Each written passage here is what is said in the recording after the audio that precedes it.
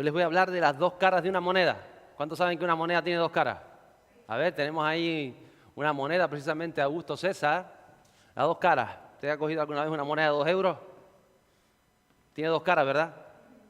Si solamente tuviera una cara, no sería lo que es.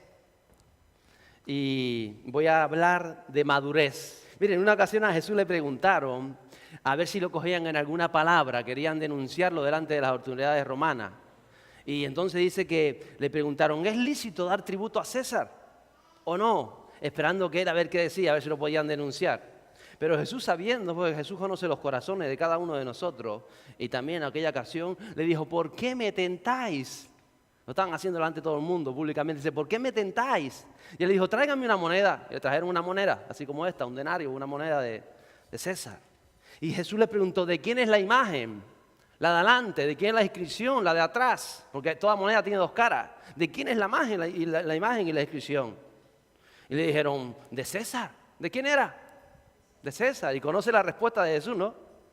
Ellos estaban esperando, ¿sí o no? ¿Hay que dar impuestos o no? A ver qué dice, te queremos tentar, porque diga lo que diga, te vamos a caer encima.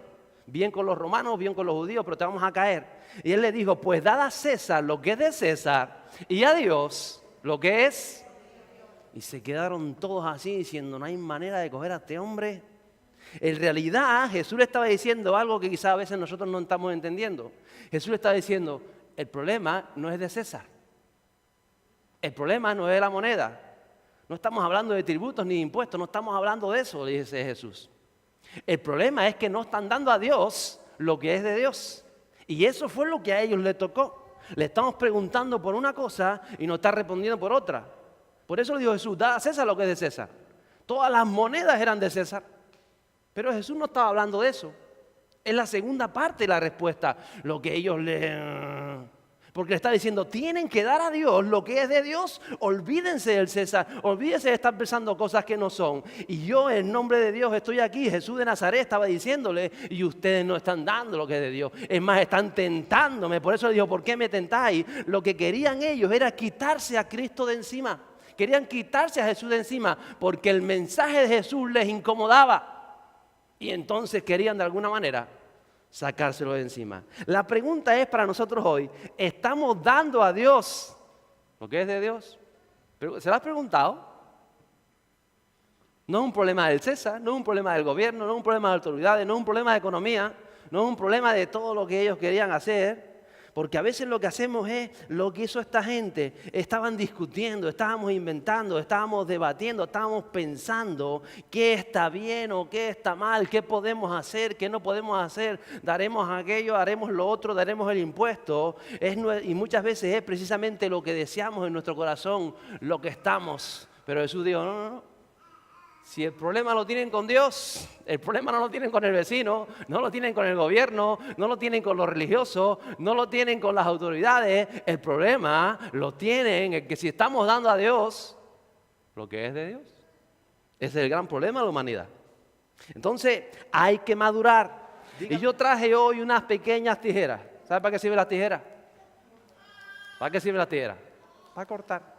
Y entonces yo voy a leer ahora, vamos a ir leyendo unos textos en la palabra de Dios, y si los textos no coinciden con lo que nosotros pensamos o creemos que no puede ser, los cortamos, ¿vale?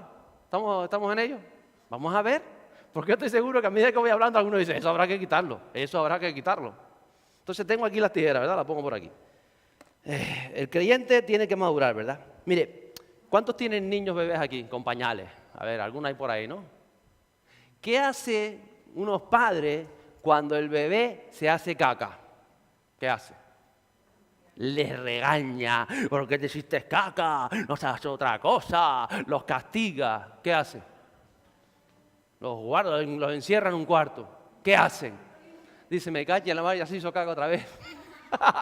Yo lo he escuchado, mira para el cielo, el padre hace así, se pone una máscara, la madre un poquito son más madres, ¿no?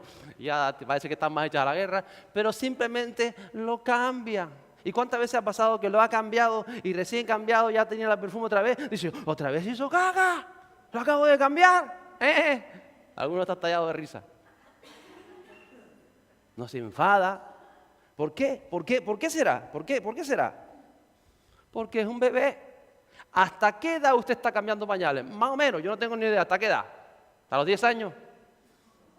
Pues exagerado. ¿Hasta qué edad? ¿A los 4 meses? A ver, dígame una madre que haya tenido chiquillos. 2 años más o menos. Cacho. 2 años. Y el que tenga 5 chiquillos está 10 años cambiando pañales. Chacho. Sí, dice. Ahora comprendo a mi madre muchas cosas entonces. Pero vamos a ver. Es normal que usted, si el niño se hace caca, no le va a enfadar, no le va a pelear, no le va a apretar. Pero ¿qué pasa si ahora un adulto que está ahí levantado dice, ay, que te van a hacer caca? Mira, ¿y qué trae esta caca ahí detrás? ¿Usted qué piensa? ¿Se enfada? Pero cuando era pequeño no se enfadaba. ¿Cómo será entonces? ¿En qué depende? ¿Cómo funciona el reino de los cielos? Depende de la madurez, ¿no? Usted no se va a enfadar con un niño, un bebé que se hace caca, pero con cualquier persona que vaya a hacer caca ahí, ¿qué le dice? A ver si el Señor le revela que eso no está bien. ¿Usted dice eso? A veces lo hacemos así. Actuamos así muchas veces. Yo espero, Señor, que tú le reveles. Porque si les digo que ahí no se hace caca, capaz que se enfada. Y se va. ¿Lo ha pensado alguna vez o no?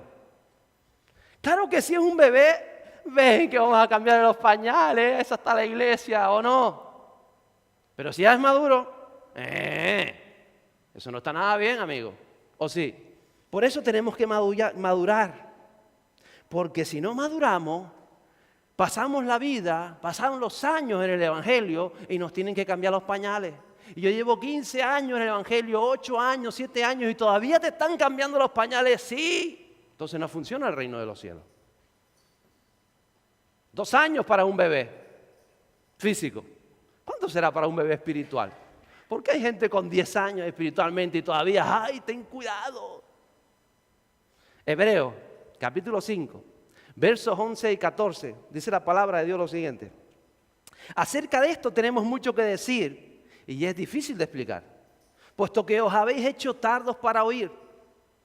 Pues aunque ya debierais ser maestros, otra vez tenéis necesidad de que alguien os enseñe los principios elementales de los oráculos de Dios. Y habéis llegado a tener necesidad de leche y no de alimento sólido. Porque todo el que toma solo leche no está acostumbrado a la palabra de justicia, porque es niño. Pero el alimento sólido es para los adultos, los cuales por la práctica tienen los sentidos ejercitados para discernir el bien y el mal. Y ahí le está hablando el apóstol de niños y adultos, de bebés y ancianos, de gente pequeña y grande en el reino de los cielos, y en el Evangelio y en la relación con Dios. Y entonces el apóstol le dice, debierais ser maestros, es decir, debierais ser modelos, debierais ser ejemplos para otros cuando otros están afrontando unos problemas, que te vean a ti y dicen, hombre, ¿cómo este hombre afronta los problemas? ¿Por qué será? Porque tiene un Dios poderoso, porque tiene fe, porque ha conocido una relación con el Espíritu Santo. ¿Cómo este hombre afronta sus necesidades? Porque es un modelo. Y otros te ven y dicen, este hombre es un modelo. ¿Y tú cómo llegaste a eso? En relación con Dios, mira a Dios orando, mira, me he caído 30,000 veces, pero he ido aprendiendo. Y entonces eres modelo, eres ejemplo. Eso decía el apóstol a los hebreos. Ustedes tenían que ser modelos de tantas vidas. Y otra vez están con biberón, le está diciendo. Increíble, ¿no? Otra vez dice que se atragantaban cuando venían las pruebas, cuando caían en lo mismo. Otra vez decía, no les puedo decir que eso está mal porque se atragantan. No les puedo decir, que está mal hacer caca ahí. Ay, porque todavía eres un niño. Si eres un niño está bien, yo te cambio los pañales. Eres un bebé, estás naciendo, estás creciendo espiritualmente. Es lógico. Pero no piensan madurar, les dice el apóstol. ¿Cómo es que todavía están bebiendo leche? ¿Cómo es que no son maestros? ¿Cómo es que se le atraganta tantas cosas? Y dice que el que toma leche no está acostumbrado a la palabra de justicia porque es niño. Y a un niño tienes que estar todos los días encima de ellos, ¿no? Porque si no te atraviesan la carretera y los atropella un coche. Y tienes que estar cuidado. Y yo quería salir, pero ¿con quién te dejo? Voy a llamar a la abuela, a ver si te quedas con la abuela. A un niño tiene que decirle, venga, levántate para el colegio. El niño te va a decir, no tengo ganas, venga, levántate para el colegio. Tienes que estar todo el día encima de un niño, ¿o no? ¿Por qué? Porque es niño. Pero usted es un adulto, le va a decir, venga, levántate a trabajar, que otra vez me vaya a dar el jefe. Te tienes que levantar a trabajar. Ay, ¿cómo no te levantes? Venga, yo te llevo. O el adulto se levanta y va a trabajar y sabe lo que tiene que hacer. ¿Cómo será? Y el niño se enfada cuando tú lo levantas para ir al colegio. o sale tan contento. Bueno, ahora porque es el principio de clase y les encanta todo. ¿Se enfada cuando tú le dices al niño más golosinas? No. ¿Se enfada o no se enfada? Pero ¿quién gana? ¿El padre o el niño? ¿Quién gana? No se trata de ganar o perder, se trata de hacer las cosas como marca la palabra. Por eso a un niño tú no le das un coche o una metralleta. ¿Por qué? ¿Qué vas a hacer si le das una metralleta a un niño? Matar al hermanito. Pasa mucho en Estados Unidos, que cogen una pistola y disparan al hermano jugando a no sé qué, ¿no? Entonces tienes que tener cuidado con esas cosas. Entonces cuando somos niños, Dios no puede darnos armas espirituales. Armas para vencer al enemigo. ¿Por qué? Porque podemos hacer daño a cualquiera. Por eso la iglesia tiene que madurar, cada creyente tiene que madurar, porque en la manera que madura, Dios puede hacer cosas en su vida. Dice el apóstol que los adultos tienen los sentidos ejercitados para discernir el bien y el mal. El niño no. El niño ve un enchufe y se voy a meter los dedos, porque él no sabe que eso está mal. No sabe que se va a quedar electrocutado, ¿cierto? Pero dice el apóstol que los adultos ven el dedo y dicen, no voy a meter ahí los dedos en el enchufe. ¿Por qué? Porque saben. Eso está diciendo, porque tienen ejercitados los sentidos para discernir el bien del mal. Y no un conocimiento intelectual de qué está bien o qué está mal. Porque el niño dice, mi padre dice que no meta los dedos en el enchufe. Él no sabe. Él dice, eso está mal, pues mi padre dice que no lo metan, pero nunca le ha dado un chuchón. Él dice, no, mi padre dice que no lo meta, yo no lo meto. Pero el adulto sabe lo que sucede. Entonces ha ejercitado ese discernimiento. Y entonces estamos hablando de que los adultos son aquellos que aplican las escrituras a su vida, distinguen entre el bien y el mal y avanzan, maduran, desechando lo que es malo para su vida, lo que no edifica y siguen adelante. Esos son personas adultas. Así que sonríe al que está a su lado y yo digo, dígale, eres adulto. Póngale cara de adulto ahora. ¿Tiene cara de adulto? ¿Alguno tiene cara de viejo? No, viejo no, adulto. Que es diferente, parece lo mismo, pero no. Miren lo que dice Hebreos, el capítulo 6. Sigue diciendo precisamente estos versos. Por tanto, dejando las enseñanzas elementales acerca de Cristo, avancemos hacia la madurez, no echando otra vez el fundamento del arrepentimiento, de obras muertas, de la fe hacia Dios, de la enseñanza sobre el lavamiento, de la imposición de manos, de la resurrección de muertos, del juicio eterno y de tantas otras cosas. Jesús puso las bases para que viniera el Espíritu Santo. Es decir, por ejemplo, habla del arrepentimiento. No podemos estar, pero otra vez están con que si el arrepentimiento no... Cuando uno va de Dios, se arrepiente y punto, ¿no? Ya entiende el discernimiento del bien y el mal. Y a medida que vas caminando, te vas dando cuenta en cosas en tu vida que están mal, simplemente te arrepientes y las dejas, ¿o no? Pero no puedes estar, ay, me arrepentí, pero la semana siguiente lo mismo, ay, me arrepentí, y otra vez lo mismo. Y pasan 10 años, estás viviendo mal. Dice, no, es que yo me arrepiento. Si eres un niño normal, que te das caca en los pañales. Pero si has madurado, no puedes, no estamos en esa. Pero esto es lo que estaba sucediendo con muchos de los hebreos, que seguían y entonces dice, hombre, el arrepentimiento es la base del evangelio. Sin arrepentimiento no te puedes acercar a Jesús, pero esa es la base. Ya tienes que avanzar, ya te tienes que haber arrepentido de todo eso y seguir para adelante, no estar otra vez en las mismas y como eso tantas otras cosas. Ahí está.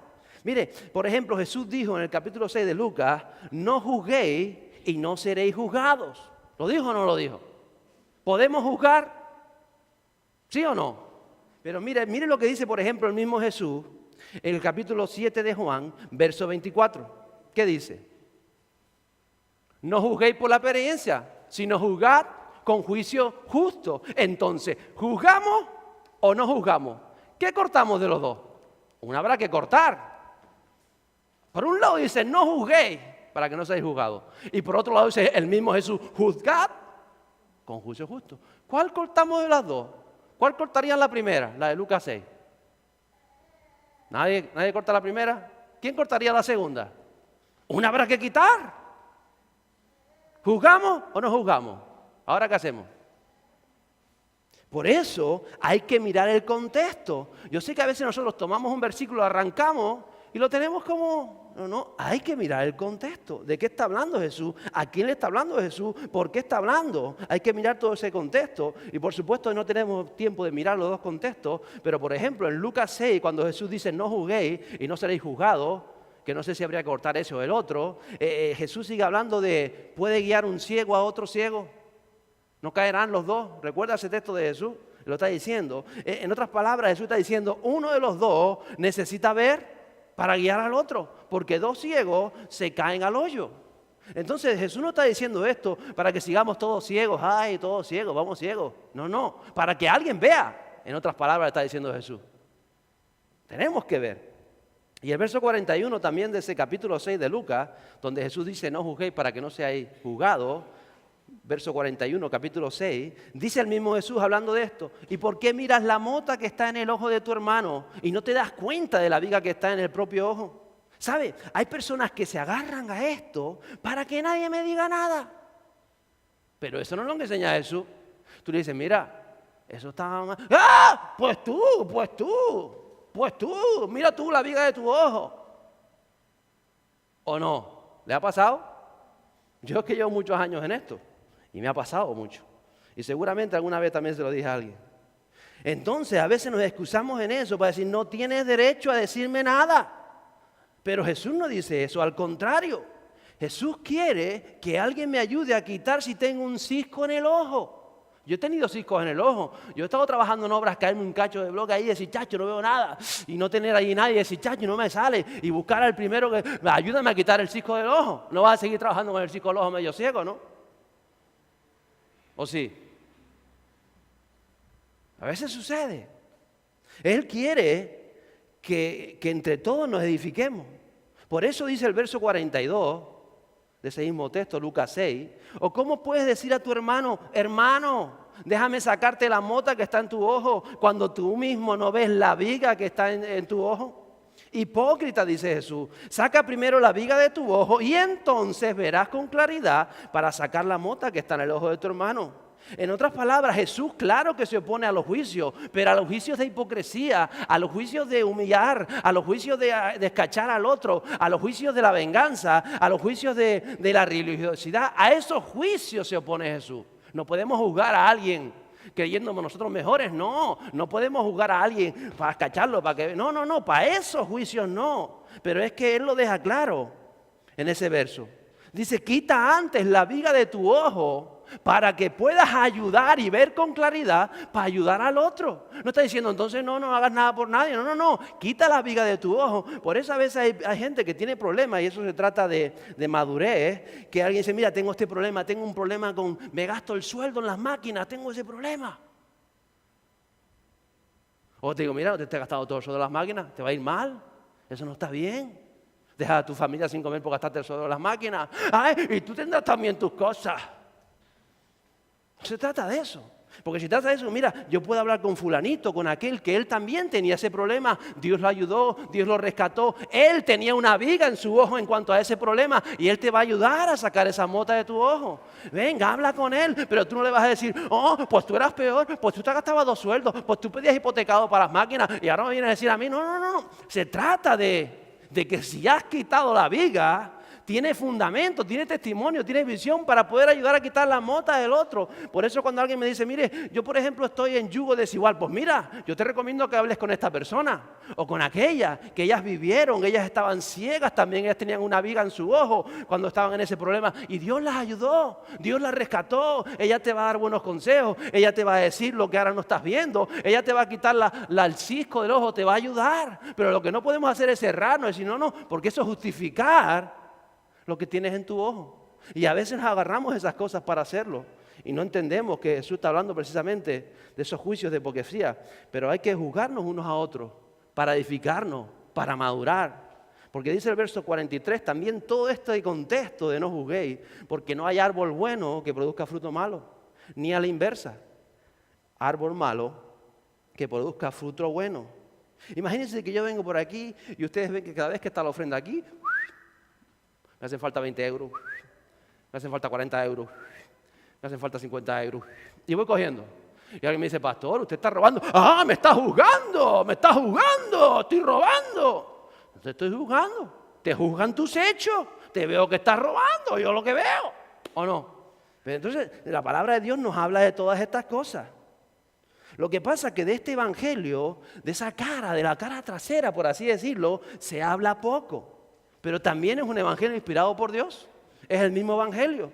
Y el creyente que no madura, la iglesia que no madura, no puede recibir avivamiento, despertar, porque entonces rápidamente se perderían las almas alcanzadas. Por eso tenemos que madurar. Y claro, que siempre habrán bebés que se hagan papitas en los pañales y habrá que cambiarlos. Pero esos bebés crecerán y nosotros tenemos que ir creciendo y tenemos que madurar. Mire, yo traje ahora una tijera grande, porque lo que voy a leer ahora, eso hay que cortar la página entera. ¿Lo quiere leer conmigo? Primera de Corintios 5, del 1 al 13. En efecto, le dice el apóstol a la iglesia de Corinto, se oye que entre vosotros hay inmoralidad. Y una inmoralidad tal como no existe ni siquiera entre los gentiles, al extremo de que alguno tiene la mujer de su padre.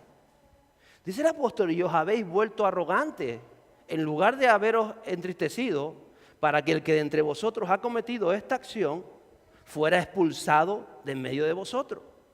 Pues yo por mi parte, aunque ausente en cuerpo, pero presente en espíritu, como si estuviera presente, ya he juzgado al que cometió tal acción. En el nombre de nuestro Señor Jesús, cuando vosotros estáis reunidos y yo con vosotros en espíritu, con el poder de nuestro Señor Jesús, entregad a ese tal a Satanás para la destrucción de su carne, a fin de que su espíritu sea salvo en el día del Señor Jesús. Dice el apóstol, vuestra jactancia no es buena. ¿No sabéis que un poco de levadura fermenta toda la masa? Limpiad la levadura vieja para que seáis masa nueva, así como lo sois sin levadura. Porque aún Cristo, nuestra Pascua, ha sido sacrificado. Dice, por tanto, celebremos la fiesta, no con la levadura vieja, ni con la levadura de malicia y maldad, sino con panes sin levadura, de sinceridad y de verdad. Y está hablando de las personas, no de los panes. En mi carta os escribí que no anduvierais en compañía de personas inmorales. No me refería a la gente inmoral de este mundo, a los avaros, a los estafadores, a los idólatras, porque entonces tendríamos que salir del mundo. Sino que efectos escribí que no anduvierais en compañía de ninguno que, llamándose hermano, es una persona inmoral, o avara, o idólatra, o difamadora, o borracha, o estafadora. Con ese ni siquiera comáis. Ay, bendito, ¿cómo va a estar esto en la Biblia? Pues ¿por qué de juzgar yo a los de fuera? Dice el apóstol. ¿No juzgáis vosotros a los que están dentro de la iglesia? Hace una pregunta. Pero Dios juzga a los que están fuera. Expulsad entre vosotros al malvado. Esto hay que cortarlo todo. ¿O no? ¿Usted se ha leído esto? Menos mal que yo sé que muchos no leen la palabra. Porque si llegan a leerse esto, dicen que este libro no es de la Biblia. ¿Usted sabe lo que acabamos de leer? ¿Qué evangelio es ese? ¿Qué cara será? Hay que cortarlo, ¿o no? ¿Cuántos apuestan por cortarlo? Si esto no estuviera en la Biblia sería más fácil. Para los pastores sería mucho más fácil. Sigue diciendo los siguientes 5 versos del capítulo 1 de Corintios, capítulo 6. Los siguientes a esto. Dice, ¿se atreve alguno de vosotros cuando tiene algo contra su prójimo a ir ante los incrédulos y no ante los santos? ¿O no sabéis que los santos han de juzgar al mundo? Y si el mundo es juzgado por vosotros, ¿no sois competentes para juzgar los casos más triviales? ¿Lo dice o no lo dice? Sigue diciendo, ¿no sabéis que hemos de juzgar a los ángeles? ¡Ay, santo! No juguéis para que no sabéis. ¿No sabéis que tenemos que juzgar a los ángeles? Entonces, ¿de qué está hablando el apóstol? ¿De qué está hablando Jesús? ¿Cuánto más los asuntos de esta vida? Entonces, si tenéis tribunales que juzgan los casos de esta vida, ¿por qué ponéis por jueces a los que nada son en la iglesia? Dice el apóstol, para vergüenza vuestra lo digo, ¿acaso no hay entre vosotros algún hombre sabio que pueda juzgar entre sus hermanos? Entonces, ¿juzgamos o no juzgamos? ¿Qué hacemos?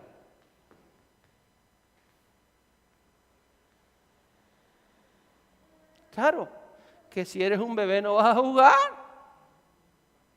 Si eres un niño, olvídate. Dice, ¿no habrá algún santo? Y no está hablando de los santos que subían en la iglesia católica, ¿no? Entre la iglesia, ¿no habrá algún santo? Alguien que más o menos, alguien con sabiduría, alguien que vaya para adelante, alguien que esté tal, que haya pasado tantas cosas, que pueda juzgar entre ustedes. Eso es madurez, eso significa ser maduro y ser humilde para la corrección. Eso es también el evangelio. ¿Lo sabía? ¿Cortamos esa parte o no la cortamos? Y eso es lo que dice el apóstol, esos primeros versos. Hermano, estaban sucediendo cosas inmorales dentro de la iglesia de Corinto. Y la gente no decía nada. Y aquellos que no decían nada, Pablo le dice, ustedes son unos arrogantes. Porque saben lo que está sucediendo. No dicen nada. Nadie se atreve a expulsarlo. Pablo le dice a Corintios, nadie se atreve a expulsarlos de la iglesia. Ay, no, pastor, el amor de Dios. Oh, hay que quitarlo de la palabra. Esto es antibíblico. ¿O no? Era una iglesia que desarrollaba todos los dones. Era una iglesia que había crecido tanto. Y de pronto todo esto que empieza a entrar a la iglesia produce que se pare ese poderoso despertar que hubo en Corinto. Y que la iglesia empieza a tambalearse porque las cosas empezaron a derivar en todas estas cosas. Dice el verso 3 de eso que acabamos de leer. Pablo dice, pues yo lo juzgo desde aquí, desde Roma, no sé cuántos kilómetros. Lo juzgo ya desde aquí, lo juzgó. Al que hizo tal acción, al que está viviendo en inmoralidad, sáquenlo porque yo ya lo hago desde... Increíble. No estamos hablando de bebés espirituales. Los versos 9 a 11 que leímos es que son los más que me sorprenden en este texto. En mi carta os escribí que no anduvierais en compañía de personas inmorales. Y el apóstol especifica, no me refería a la gente de la calle que es inmoral, a tus compañeros de trabajo, a la gente del mundo, o de aquella gente que es ávara, estafadora, o las idólatras, porque entonces tendríamos que salir del mundo, entonces no podríamos llevar el evangelio. No me refiero a esas personas, no estén con gente inmoral, no me refiero a eso. Y él sigue especificando, sino que en efecto os escribí que no anduvierais en compañía que ninguno que llamándose hermano, que llamándose cristiano, que teniendo que haber madurado, sea una persona inmoral, o avaro, o idólatra, o difamadora, o borracho, o estafador. Con ese ni siquiera comáis.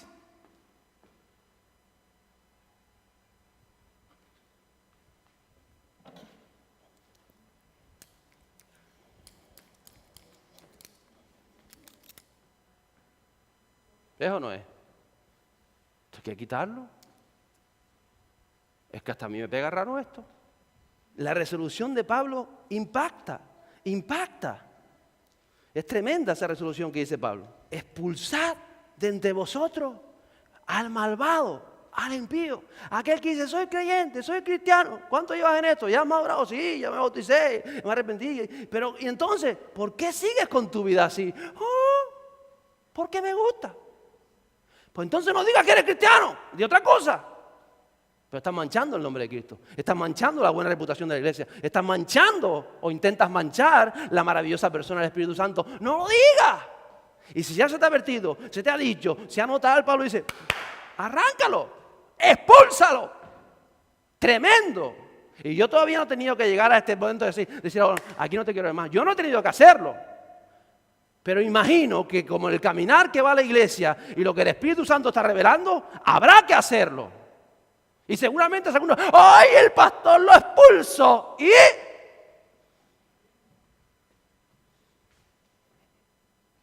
Pues no tiene amor por las almas. Porque nos creemos parte del evangelio. Pero léase la palabra, que estoy cansado de decirle que se coma la palabra. Y no los versículos que se sabe de memoria, que son los que siempre va a usar. Sino la palabra de Dios. Y el apóstol me sorprende cuando dice, pero tan ignorante soy, le dice a toda la congregación, tan ignorante soy. ¿No sabéis que los santos han de juzgar al mundo? ¿No podéis juzgar las cosas que suceden entre ustedes? ¿No sabéis que hemos sido llamados para juzgar a los ángeles? ¿Quién? Yo y usted. A los ángeles caídos, por supuesto. Aquellos ángeles que estuvieron con Dios y se rebelaron. Aquellos creyentes que amaron a Dios y se rebelaron, o que viven en rebelión. Eso está hablando la palabra de Dios. De eso. Y por supuesto, hasta el pastor, usted le puede llamar la atención, porque los pastores también nos equivocamos para gracia y gloria de Dios. Y porque si no fuera así, estaríamos ya perfectos y entonces ya nos creeríamos los reyes del mundo. Al pastor usted puede llamar la atención, ¿lo sabía? Alégrese, diga, alégrese. Pero hay un procedimiento en la palabra de Dios. La palabra de Dios lo deja claro. ¿Usted no lo ha leído? ¿Por qué? Porque si usted me llama la atención en algo que yo estoy haciendo mal, es por mi bien, es por el bien de la iglesia, es por el bien del ministerio, es por el bien de todos nosotros, ¿o no? Pero tú tienes que hacerlo como dice la palabra de Dios. La palabra de Dios es clara. Mira, en 1 Timoteo, por ejemplo, 5, 19 y 20, le está diciendo a Timoteo, no admitas acusación contra un anciano. No estoy hablando de la gente con canas. Un anciano es alguien que tenía una responsabilidad dentro del cuerpo de Cristo, que tenía una responsabilidad, una razón de ser, que había madurado, que había tenido un cargo. Dice, no admitas acusación contra un anciano, a menos de que haya 2 o 3 testigos. A los que continúan en pecado, repréndelos en presencia de todos, para que los demás tengan temor de pecar. Esto es tremendo. Por un lado dice, hombre, y si hay algún líder que esté haciendo las cosas mal, búscate 2 o 3 testigos, llamar la atención, mire pastor, estamos viendo que está haciendo esto mal, es que estamos viendo que toda la semana se lleva 20 euros la ofrenda, eso no está bien. Claro que podemos acusar. Dice, cuando te suceda esto, haz esto. Por lo cierto, va a ser para edificar, no va a ser para destruir. Esa es la gran diferencia del creyente y del mundo, para edificar. Entonces usted lo llama, usted le dice tal, y dice el apóstol, le dice a Timoteo, y repléndelo en presencia de todos. Para los que más tengan el temor de pecar, esto es tremendo. Es decir, hay que reprender a las personas. Timoteo sigue diciendo en el verso 21, te encargo solemnemente en la presencia de Dios y de Cristo Jesús y de sus ángeles escogidos, que conserves estos principios sin prejuicio, no haciendo nada con espíritu de parcialidad. Es decir, los principios sacan a la luz las cosas del corazón. Hay que hacer las cosas para ayudarnos. Si oiga, usted está robando, mira, te va a ir mal, vamos a ver cómo te ayudamos para que no sigas robando. Dios quiere bendecirte. ¿Por qué tienes que robar? Es que yo robo porque la iglesia no me paga lo suficiente, yo tengo que robar. Entonces vamos a ver qué sucede. Pero Dios nos quiere edificar a todos. De eso se trata. Y aparte de eso, cuando uno es reprendido, cuando uno es exhortado, cuando uno es juzgado de alguna manera, siempre va a salir lo que está en su corazón, ¿lo sabía? Por eso a veces nos equivocamos. A ver qué hacemos cuando somos reprendidos. Y hablaba yo el martes de ese rey Asa, ¿no? ¿Sabe que el rey David y el rey Asa, ¿se acuerda yo martes? Eran 2 reyes que amaban a Dios. ¿Cuántos estuvieron aquí el martes? Asa amaba a Dios. Dice que él es uno de los reyes buenos, llamados reyes buenos de Israel, como David, que hicieron reformas, que cambiaron las cosas, que quitaron las imágenes, que llevaron al pueblo verdaderamente un encuentro con Dios. Pero dice que David tenía un corazón como el de Dios, y de eso no dice la Biblia de Asa lo mismo. ¿Usted cuál cree que sería la diferencia? Porque hasta donde yo sé, Asa nunca asesinó a nadie como David. Nunca cometió adulterio como David. El rey Asa, si por obra, era más bueno. Pero Asa no tenía el corazón que tenía David. Entonces, ¿cuál es la diferencia? Si los 2 amaban a Dios, si los 2 acercaron al pueblo a Dios, si los 2 hicieron, ¿por qué dice la Biblia que David tenía un corazón conforme al de Dios? Ya le digo, no era por lo bueno que era, sino que cuando le llamaban la atención, cuando David era juzgado, él recibía, se hacía en su corazón y se arrepentía. Y recuerda usted la historia de la ovejita, cuando llega el profeta, le dice, David era la oveja, la mujer que le quitaste a Urías, toda esa historia, la conoce la historia, ¿no? Lo reprende el profeta. ¿Y qué hace el David cuando es reprendido, cuando es juzgado por el profeta? Cuando le dicen esto es así, así, así. Dice que David se retiñe de corazón, se compuje de corazón, dice verdad lo he hecho mal, dice que se arrepiente. Y precisamente la actitud de David es una actitud de humildad, de arrepentimiento, de decir me equivoqué, quiero cambiar, quiero hacerlo mejor. Padre Santo, perdóname, verdad, cometí adulterio, asesiné a Urías y tantas otras cosas. Pero entonces había un arrepentimiento de corazón. Por eso su corazón era conforme al corazón de Dios. No por lo bueno que podamos ser, sino cómo reaccionamos cuando somos iluminados o de alguna manera alumbrados por el Espíritu Santo. Y dice que el rey Asa, que también amaba a Dios, que también había hecho tantas cosas por Dios, dice que cuando llega el profeta Hananí le dice a Asa, se ha equivocado en esto mi rey, esto no es así. Y dice que Asa se vuelve loco y dice, ¿tú quién eres para juzgarme? Tú, con lo que yo he hecho por el reino. Yo me quité las imágenes, yo hice aquello, yo hice lo otro, yo soy un buen rey, porque no sé qué. Y empieza con una historia y dice, metan a este profeta en la cárcel. Y metieron al profeta en la cárcel. ¿Y sabe qué hizo Asa? Se buscó otro profeta. ¿A qué lo tachó? Me busco otro profeta que me diga, que no me esté diciendo a mí lo que hago mal. ¿Sabe cuánta gente cambia de pastores? No pueden cambiar de Dios, pero cambian de pastores. Pero ¿sabe qué pasó con Asa? A pesar de que amaba a Dios, porque yo sé que aman a Dios, a pesar de que había tantas hechos cosas bien, no estuvo dispuesto a recibir exhortación. Y dice que en vez de humillarse, sí, pues es verdad, Dios, me equivoqué, y arrepentirse, lo que dice es que tuvo esa soberbia, necedad, y se hizo arrogante. Porque en el fondo a nadie nos gusta que nos llame la atención. ¿A usted le gusta? ¿A usted le gusta que juzgue lo que usted ha hecho mal? David había madurado en el Señor. Había madurado, había aprendido después de tantas guerras y tantas luchas, había aprendido. Y por supuesto no le gustó que le llamara la atención, pero sí se refirió a lo que había en su corazón. ¿Sabe? En una ocasión Pablo le llamó la atención a Pedro. ¿Conoce esa parte de la palabra? ¿Usted sabe cómo se la llamó? Está en el libro de Gálatas. ¿Cuántos han leído esa historia? Hay que leerse la Biblia. Vamos a leerla un momentito. Gálatas capítulo 2, versos 11 y 14. Pablo a Pedro, el apóstol Pedro, el apostolísimo. Dice que, pero cuando Pedro vino a Antioquía, me opuse a él cara a cara porque era de condenar. Porque antes de venir alguno de parte de Jacobo, él comía con los gentiles, pero cuando vinieron empezó a retraerse y apartarse porque temía a los de la circuncisión.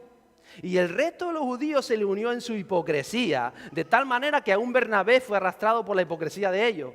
Pero cuando vi que no andaban con rectitud en cuanto a la verdad del Evangelio, dije a Pedro delante de todos: si tú siendo judío vives como los gentiles y no como los judíos, ¿por qué obligas a los gentiles a vivir como judíos?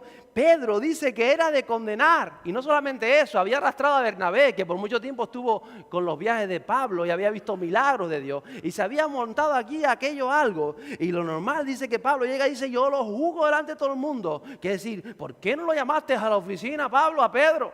Y dice: Pedro, estás haciendo mal, eso no está bien.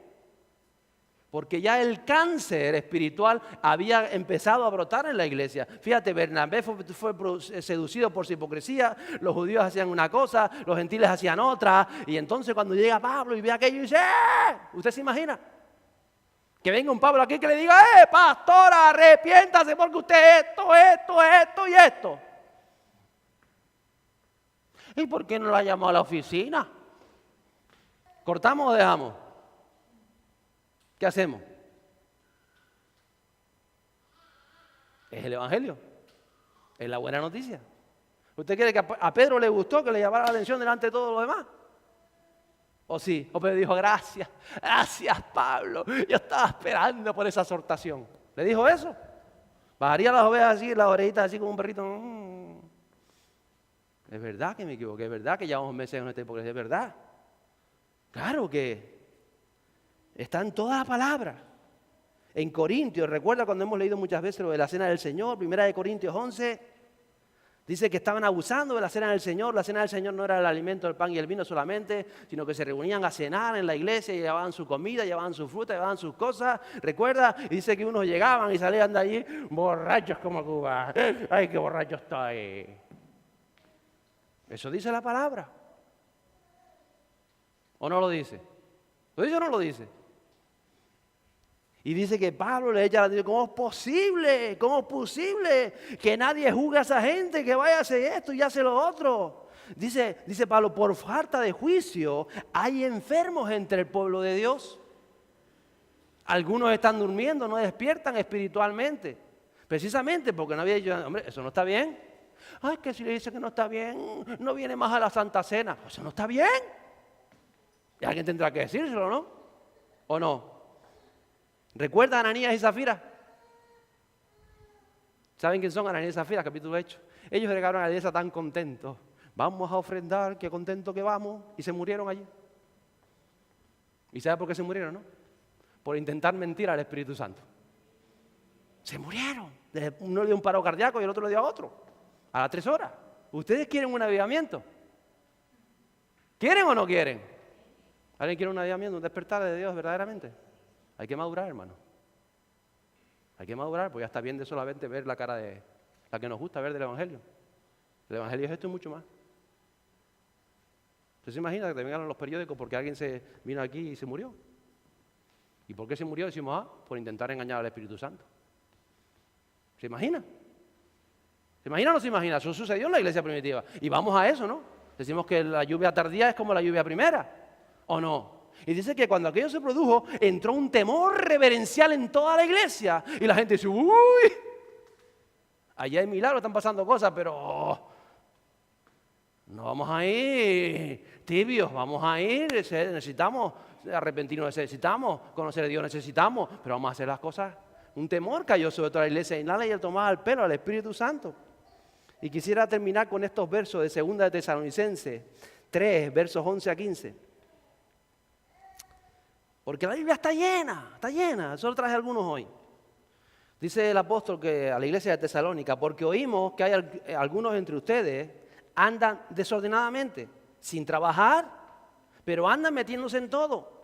A tales personas les ordenamos y exhortamos en el Señor Jesucristo que trabajando tranquilamente coman su propio pan. Pero vosotros, hermanos, no os canséis de hacer el bien. Y si alguno no obedece nuestra enseñanza en esta carta, señalada tal, y no os asociéis con él para que se avergüence. Sin embargo, no lo tengáis por enemigo, sino molestarle como a un hermano. ¿Esto lo cortamos o lo dejamos? ¿Qué hacemos? ¿Qué hacemos? ¿Lo cortamos o lo dejamos?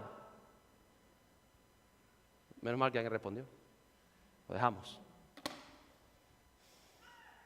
Si alguno no obedece nuestra enseñanza, en esta carta señala La palabra dice que tiene que arrepentir. Y si no hace caso, no os asociéis con él para que se avergüence. ¿Esto es el Evangelio? Sin embargo, no lo tengáis por enemigo, sino molestarle como un hermano. Es para edificar, es con amor, es para ayudar, es porque queremos que todos lleguen a la salvación, que alcancen la gloria de Dios. Pero no podemos seguir pensando que el Evangelio es light.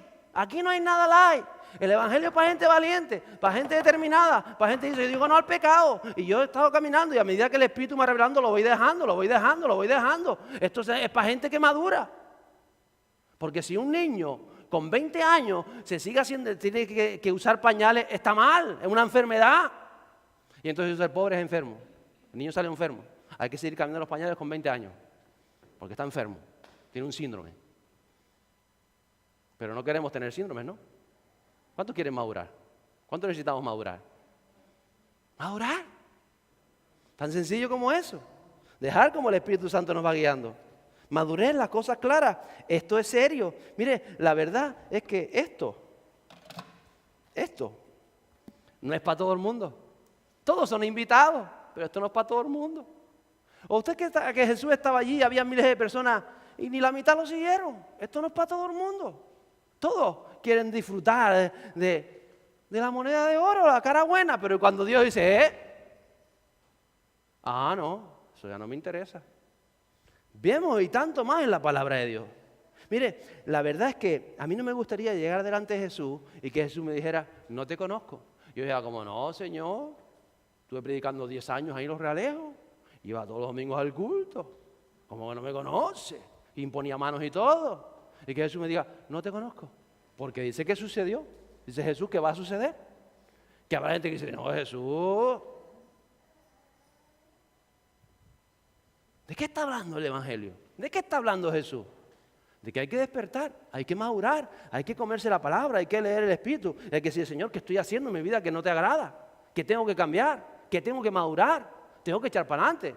Porque esto se trata de vida. No se trata de cualquier vida, se trata de vida eterna. La iglesia no puede seguir viviendo en la inmadurez. Debemos ser maduros para tomar decisiones firmes en Dios y para escuchar la palabra sin excusa. Te voy a decir una cosa, te vas a ganar enemigos, ¿o no? ¿Cuántos enemigos se ganó Jesús? Más que lo que te vas a ganar tú. ¿Te invito a almorzar? No voy a almorzar. ¿Por qué? Por esto y por esto. Y más vale que cambie, ¿eh? ¿Está dispuesto a ganarse enemigos? La iglesia no va a volver a ser la misma. Entiéndalo usted en su interior. Y yo sé que esto no es para todo el mundo a lo mejor. Porque llevamos toda la vida viviendo con una cara del Evangelio. Toda la santa vida. Siempre nos dice lo mismo, que Dios nos ama, que Dios está ahí. Y eso es cierto. Pero también dice todo lo demás. También dice que esto es para valientes. Y que aún los cobardes se puedan hacer valientes si quieren.